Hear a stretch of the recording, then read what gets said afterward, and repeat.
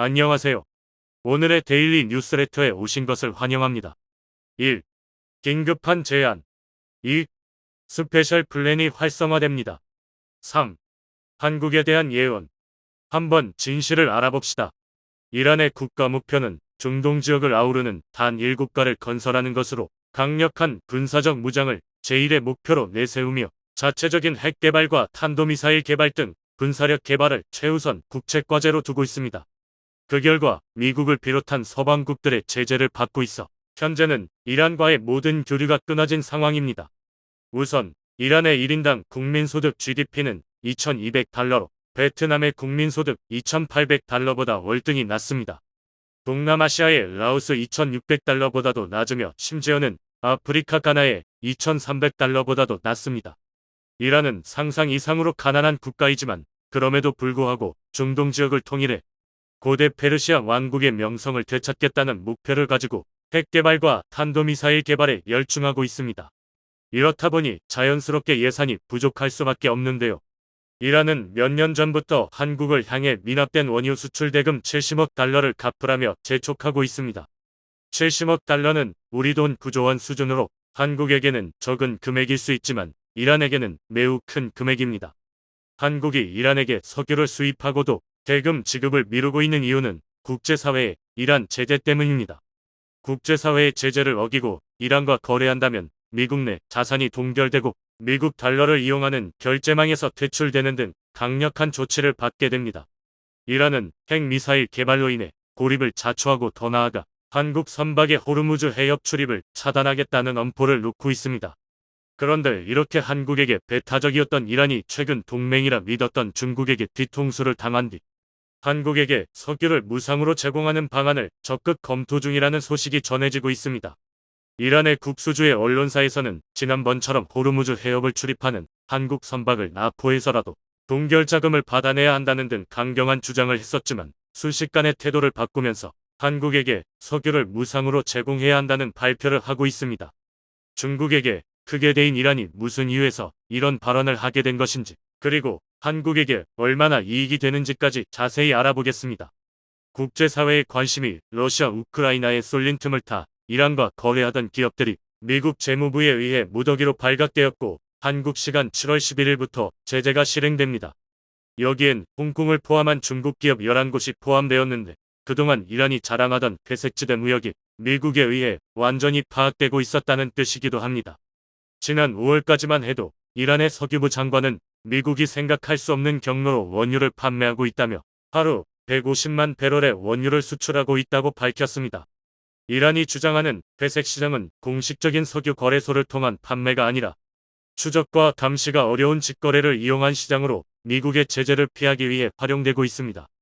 다만 회색 시장을 이용하는 고객들은 언제든 제재의 위험에 노출되어 있기에 공급자인 이란은 정식으로 판매되는 국제 원유 가격보다 10%가량 저렴한 가격으로 원유를 제공하고 있습니다.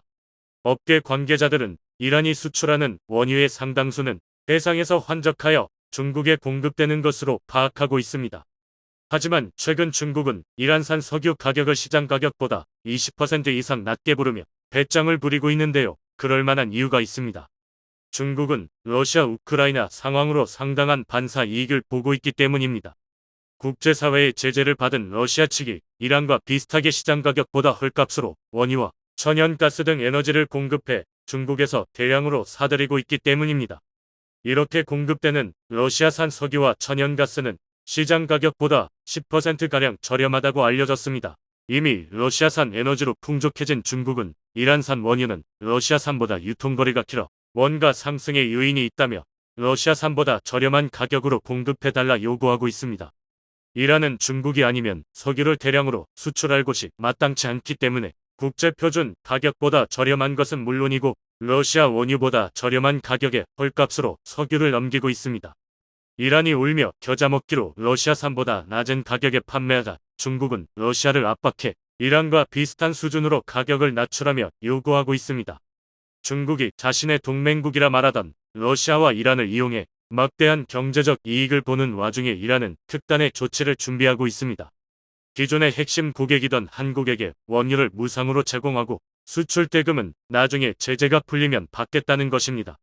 지금처럼 중국에게 20%나 저렴한 가격으로 공급하느니 한국과 같은 기존 거래국들에게 막대한 양의 석유를 시장 가격에 외상으로 제공하겠다는 것입니다. 이렇게 되면 긍정적인 효과가 있습니다. 첫 번째로 글로벌 인플레이션을 어느 정도 잡을 수 있습니다. 현재의 고물가 기조 1차적인 원인은 에너지 가격의 상승으로 에너지 가격이 오르면 곡물 가격부터 공산품 가격까지 연쇄적인 물가 상승이 유발되기에 외상으로 에너지를 사용한다면 지금처럼 폭발적인 물가 상승을 어느 정도 저지할 수 있게 됩니다.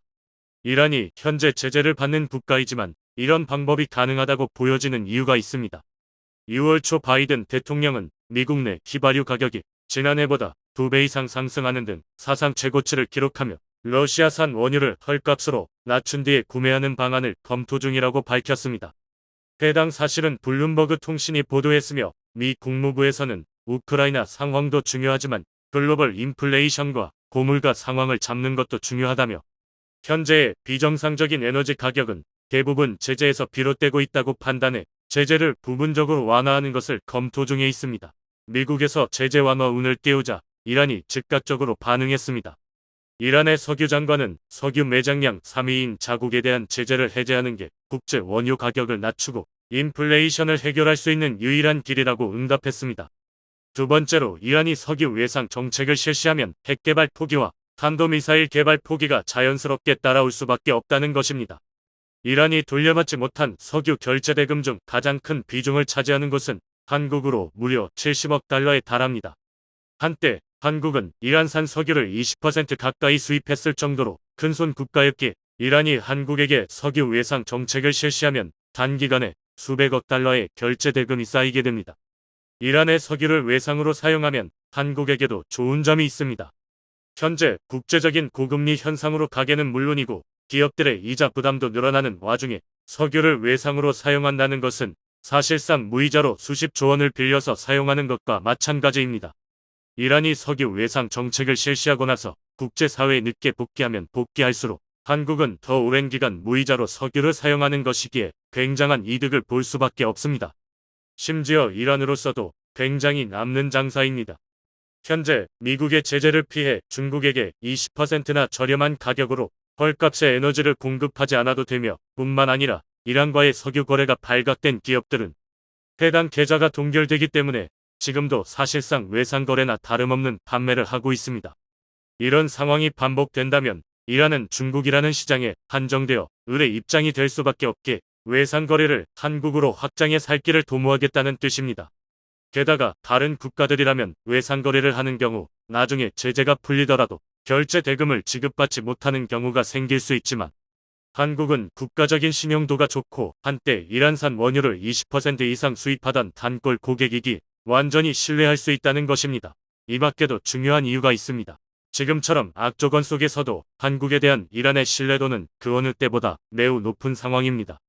물론 현재 한국의 결제대금 미납으로 일부 이란 국민들은 한국을 안 좋게 보는 사람도 있지만 대부분은 국제사회의 제재 때문인 것을 알고 있습니다. 특히 제재를 맞이한 이란이 자동차와 스마트폰부터 TV, 냉장고, 세탁기 등 가전제품 시장에서 한국산 제품이 사라지며 중국산 제품이 빈자리를 차지하고 있다는 소식입니다. 제재 이전까지만 해도 이란 현지에서 한국산 제품들의 점유율은 부동의 1위였지만 제재 이후 이란으로 공급이 막히면서 한국산 제품들은 물론이고 서방 세계의 제품들 모두 자취를 감췄습니다.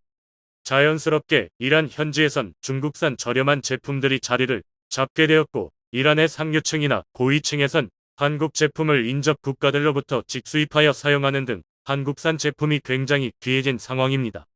이란 국민들이 결혼하는 경우 혼수용품으로 인접 국가에서 직수입한 한국 제품이 최고 인기일 정도로 석유 수출 대금 미납과는 무관하게 한국이라는 국가 자체에 대한 신뢰도와 호감도는 굉장히 좋은 편입니다. 따라서 다른 국가들도 아니고 한국이라면 석유를 외상으로 공급해도 나중에 돈 떼일 걱정은 안 해도 된다는 뜻입니다. 이란 외무부 대변인은 최근 새롭게 출범한 한국 정부를 향해 동결자금 문제 해결을 위한 시간을 가지자며 긍정적인 신호를 보내왔습니다.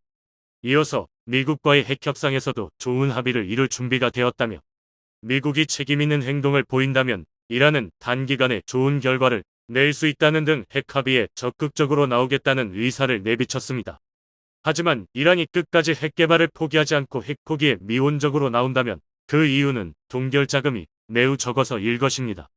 만약 지금처럼 70억 달러 수준이 아니라 700억 달러 혹은 7천억 달러 수준의 동결 자금이었다면 당장 돈이 급한 이란은 그동안 고집을 제쳐두고 국제사회의 일원으로 복귀했을지도 모르는 상황입니다.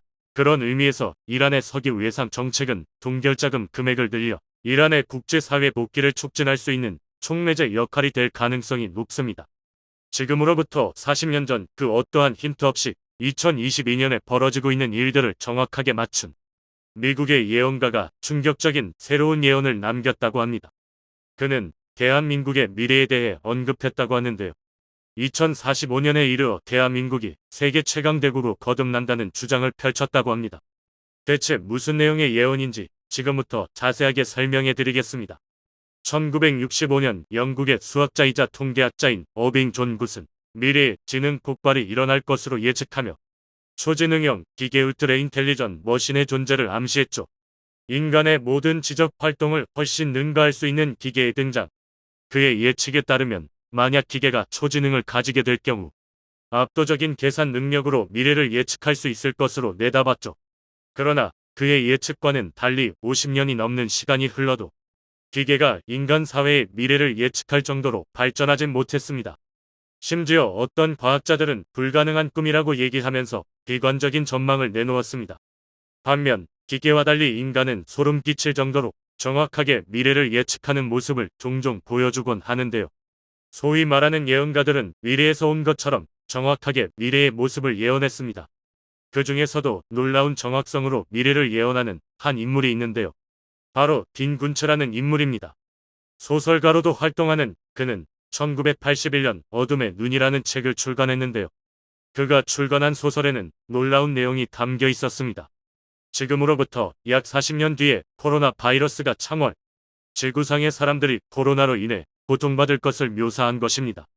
심지어 바이러스가 퍼진 장소를 중국 우한이라고 명시하며 우한 400이라는 인공 바이러스가 중국 연구소에서 만들어진 것이라는 주장을 펼쳤는데요. 놀랍게도 그가 소설에서 예측한 일들은 현실에서도 일어났습니다. 그가 어둠의 눈을 썼을 때 독자들 가운데서 우한이라는 장소를 모르는 이들도 많았고 거기서 바이러스 연구가 진행되는지도 몰랐던 사람들이 많았습니다. 40년이 지나서야 비로소 그가 예측한 미래가 얼마나 정확한지 알 수 있었던 것인데요. 바이러스의 성격에 대해서도 인간만을 공격한다는 부분과 주요 장기 기능이 정지된다는 특징까지 코로나 바이러스와 흡사했습니다. 스토리 플롯에도 이를 암시하는 구절들이 등장했죠. 그는 소설 작업 때 철저한 자료 조사와 이를 바탕으로 엄밀한 논리 전개를 통해 미래 사회를 예측하는 방식으로 글을 쓴다고 하는데요. 코로나 예측이 성공하면서 그가 향후 내놓을 소설에 대해 많은 이들의 관심이 폭발했습니다. 그러지 않아도 최근 그가 새로운 소설 출간을 앞두고 있는데요. 어둠의 눈과 마찬가지로 미래 사회에 대한 전망을 다루고 있다는 소식과 함께 책간에는 깜짝 놀랄 만한 내용이 담겨 있었다고 합니다. 바로 대한민국이 초강대국으로 묘사되고 있다는 점과 중국 일부 지역, 정확히는 동북 삼성 지역과 연해주에 이르는 영역을 한국이 장악하고 있다는 묘사가 등장했다고 하는데요. 2045년을 배경으로 하고 있는 그의 책에는 통일 한국의 지도도 있었습니다. 놀라운 예측을 보여준 딘 퀸츠의 미래상에 많은 이들이 회의를 드러내며 북한과 통일한 대한민국이 더 나아가 중국 지역까지 정복한다는 점에 대해 말도 안 된다는 의견을 보였는데요. 하지만 딘 퀸츠만이 아니라 여러 예언가들은 미래 한국에 대해 지금보다도 더 광활한 지역을 다스리는 초강대국이 될 것이라 전망했었습니다. 미래학자들 역시 한국이 미국과 유럽의 뒤를 잇는 선진국으로 발돋움할 것이라는 전망을 내놓을 정도죠. 구글이 세계 최고의 미래학자로 선정한 토마스 프레이 미국 다빈치 연구소 소장은 미래 사회에 대한 깜짝 놀랄만한 사회상을 제시하는 인물인데요. 그는 과거 IBM 엔지니어로 재직하면서 270여 차례 이상 디자인과 기술 분야에서 수상을 하는 혁혁한 성과를 올린 인물로 미래 예측에 대해 전문가라고 불리는 전설적인 존재입니다. 그런 그가 대한민국은 앞으로 무궁무진하게 성장할 것을 예측하며 한반도는 향후 10년 안에 통일을 이룰 것이며 더 나아가 중국 대륙까지 진출할 가능성이 높다고 얘기했죠. 미국 정치계의 구루로 유명한 지정학 전문가이자 인구 통계학자 피터 자이안도 한국의 중요성을 강조하며 앞으로 2030년대가 되면 세계는 예전의 세계가 아니라고 전망했습니다. 그는 저서에서 한국인에 대한 언급을 남겼는데요. 한국인들은 난관을 극복할 근성이 있다고 평가한 그는 한국의 존재 자체가 경제 이론과 지정학을 모두 거스른다고 바라봤는데요. 중국과 일본을 비롯해 세계적으로 강력한 국가 가운데서 당당하게 자기 목소리를 낼 수 있고 경제적으로도 끊임없이 발전해 일본을 추월하고 중국까지 압도하는 힘을 가진 나라는 전 세계에서 유일하게 한국밖에 없다고 평가했죠. 세계의 중심이 대서양에서 태평양으로 이동할 것이며 중국을 비롯해 아시아 국가가 세계 패권을 잡을 날이 올 것이라 예측한 프랑스 석학 자크 아탈리 역시 한국의 다이나믹한 성장을 주목, 긍정 경제 포지티브 이코노미를 주장한 그는 한국은 자신이 설명한 긍정 경제의 좋은 사례라고 언급하며 한국은 일본은 물론이고 중국을 추월할 만한 가능성을 가진 국가라고 주장하며 한국이 동아시아의 맹주로 성장할 수 있다고 예측했습니다. 미 블룸버그를 비롯 해외 외신이 귀를 기울이는 미래 전문가 제이슨 생커 회장 역시 한국을 주목했었는데요. 현재 탈중국 흐름을 예측한 그는 중국 대신 한국이 그 자리를 채울 것이며 미래 사회의 키를 한국이 잡을 것이라고 바라보며 한국을 주목해야 한다고 바라봤습니다.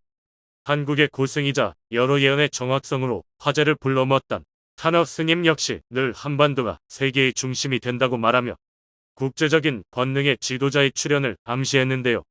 그는 한국이 조만간 통일을 할 것이며 통일 한국의 등장으로 대한민국은 유례 없이 부강한 시기를 누릴 것이라고 전망했는데요. 이에 그치지 않고 향후 미래에 있을 지각 변동에 대해 예언했습니다. 대규모 지각 변동에서 한국을 중심으로 세계가 평화를 되찾을 것으로 바라본 것이죠. 그의 예언 중 특히 주목할 부분은 바로 만주에 대한 이야기입니다. 잃어버린 한국의 옛 영토 가운데 만주 지역이 한국 손으로 들어올 것으로 예언했습니다. 해외의 예언자들도 한국에 대한 비전이 보인다며 한국의 부강한 미래에 대해 공통적으로 이야기했는데요. 병자를 고치고 미래에 대한 소름 끼치는 예언으로 유명한 신디 제이콤 선교사는 하느님으로부터 한국의 미래에 대한 계시를 받았다고 하는데요. 그 전까지 한국에 대해 잘 알지 못했던 그녀는 하느님의 계시를 듣고 한국의 진면모를 알게 되었다고 하는데요. 그녀는 하느님께서 한국인을 하느님이 특별히 쓸 것이며 한국의 영광스러운 나날이 이어질 것을 언급했습니다. 그녀는 한반도의 미래에 대해 강력한 바람을 보았다고 얘기하며 한반도 넘어 중국까지 기운이 이어진 것을 확인했다고 하는데요. 북한이 무너진 이후 한국이 북한과 하나로 합쳐질 것이며 통일 한국은 중국까지 진출해 그 강역을 넓힐 것으로 예언했습니다. 열강 중 가장 특별한 국가로 한국을 선택했다고 하죠.